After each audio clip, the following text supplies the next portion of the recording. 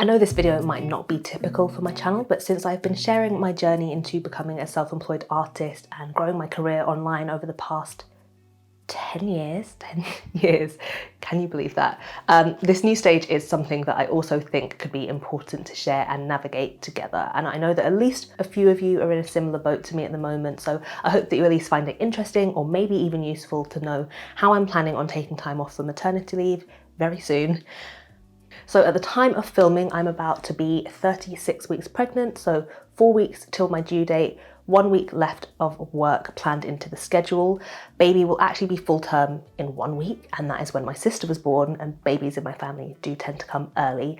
But this little one could end up coming after her due date, so we're looking at 1 to 5 weeks until baby is here, basically. And that flexibility in the timeline has made things a bit difficult to plan for someone like me who is so schedule-based. But here's what I figured out for myself in terms of budgeting, saving, income, actual time off, and pre-prepared content to maintain somewhat of an online presence and passive income while I'm away. The first and most important aspect for me was knowing how much money I need each month to get by, how much will cover my usual bills and expenses, and with that number in mind, I started saving about £550 a month for several months before even getting pregnant, building up a pot of about £6,000 that would have covered me for just about 3 months with no other income coming in. However, if you've been on my channel for a while, you'll know that I took a substantial amount of time away from YouTube and social media last year, and in that time my income dropped dramatically, and I ended up using that savings pot to sustain me throughout that time and emptied that £6,000 completely. So ideally, if you're self-employed or really in any kind of employment and planning to take time off, my first tip would definitely be to figure out how much you need each month and then how many months you'd like to take off, so how much you'll need in total, and then split that total amount up into a monthly payment that you can save in the time that you have until the start of your planned time off work. And then don't touch that money.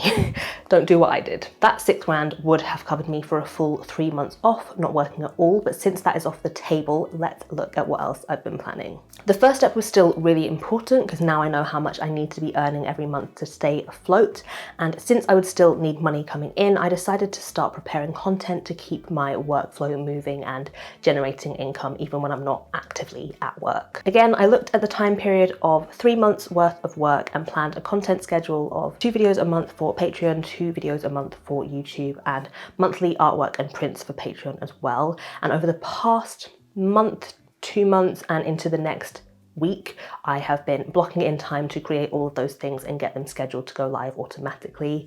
And that has meant working every day, including weekends, throughout this time, because I still also need to keep up with my regular work schedule in the meantime.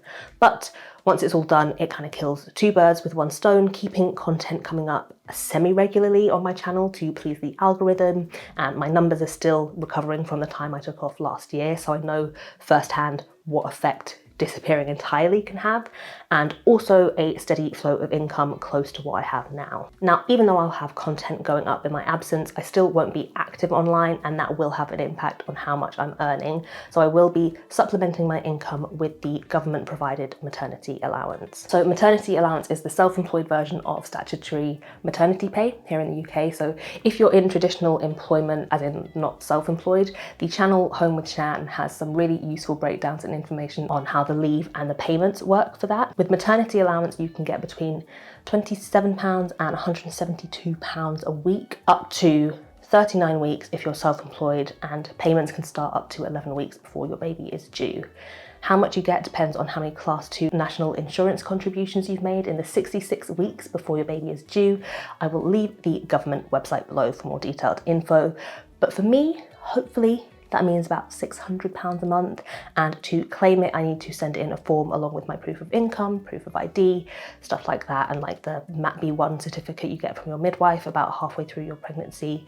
I was hoping to avoid this, to be honest. I've seen different perspectives on it, but generally I don't like my income being beholden to someone else and the rules that come with it. So if I wanted to paint at all, or film something, or answer emails, share an update, any work at all during that time off, I would basically be nullifying the terms of my leave, and if I didn't tell the maternity allowance helpline people, I think that would be counted as benefit fraud, and if I do tell them, they would cut my allowance. But I don't really have a choice, and the help is there, so I will take it. And there are a few exceptions to the rule, which I'll be getting into in a little bit. If you are curious about maintaining a passive income and also claiming maternity allowance and the legality around that, I would really recommend talking with the maternity allowance helpline directly, or HMRC, or the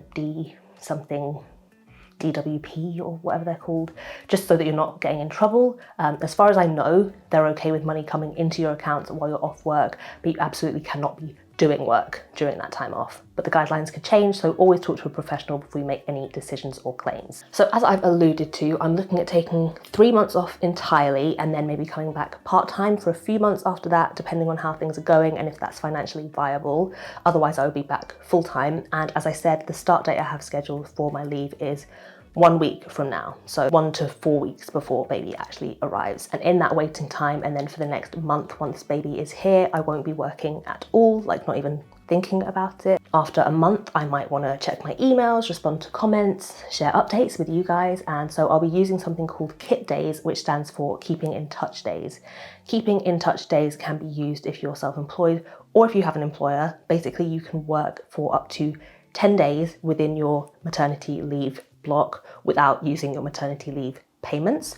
But if you do decide to work more than 10 KIT days, you will be disqualified from all or part of your weekly maternity allowance payments, depending on how much work you're doing. So over the next 2 months after my initial month off, I plan on doing 10 days of work altogether. So maybe 4 days in 1 month, 6 the next. And during those days, I'll be able to keep in touch, basically, just get up to date on things. Mainly I would be using that time for Patreon, sending out print bundles, sharing new art or just general updates, but also be able to respond to YouTube comments, ship out orders from my shop, and maybe even film a little bit here and there. It'll be 1 day of work a week for 2 months where I'll cram in as much as possible, and it can be a day where Ozzy's off work and can look after the baby, or one of the grandparents can help out, which I know they are very eager to do. And once I start taking KIT days, I need to get in contact with the maternity allowance helpline to let them know that I'm doing that. And then after that, if I'm planning on going part-time, I'll also need to contact them again to see what I'm entitled to, or let them know to just cancel my allowance if I'm going to go back to work full-time.